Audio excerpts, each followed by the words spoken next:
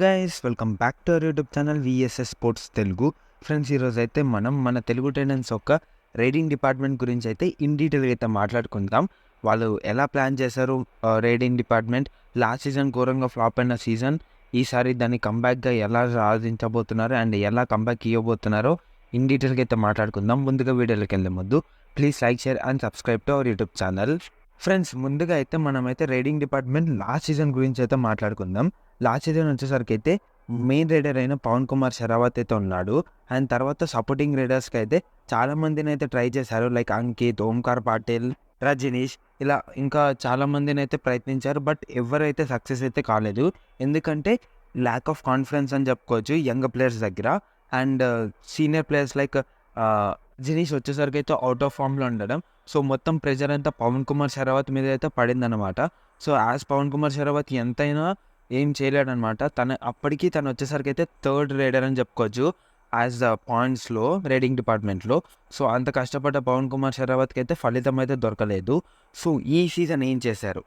ఈ సీజన్ వచ్చేసరికి అయితే కొంచెం సెటిల్గా ఉంది. మరీ అంత సెటిల్ అయితే చెప్పుకోలేను, కానీ ఈసారి మాత్రం కొంచెం సెటిల్గా అయితే ప్లాన్ చేశారు. లైక్ మంచి సపోర్టింగ్ రైడింగ్ అయితే కొన్నారనమాట. పవన్ కుమార్ షరావత్ యాజ్ యూజువల్గా లాస్ట్ సీజన్ ఎలా అయితే టాప్ పర్ఫార్మెన్స్ ఇచ్చాడో, ఈ సీజన్ కూడా అలానే ఇస్తాడన్న ఆశయంతో అయితే ఎఫ్ఎం కార్డు యూజ్ చేసి అయితే కొన్నారు. సో పవన్కి సపోర్ట్గా ఎవరైనా ఒకళ్ళు ఉండాలి. సో దానికోసం అయితే విజయ్ని అయితే కొన్నారు. విజయ్ మాలిక్ని ఒక మంచి రైడర్ అయితే చెప్పుకోవచ్చు. బట్ లాస్ట్ సీజన్ కొంచెం ఫ్లాప్ సీజన్ అని చెప్పుకోవచ్చు. సో ఈ సీజన్ తన కంబ్యాక్ ఇస్తానని అయితే ఆశిద్దాము. అండ్ థర్డ్ రైడర్కి వచ్చేసరికి అయితే ఒక యంగ్ ప్లేయర్ అయిన మంజిత్ని అయితే తీసుకున్నారు.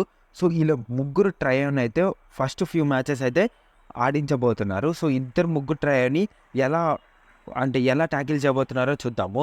ముందుగా పవన్ కుమార్ షరావత్ వచ్చేసరికి అయితే ఎక్స్ప్రెస్ అండ్ మొత్తం హైఫై రైడర్ అనమాట.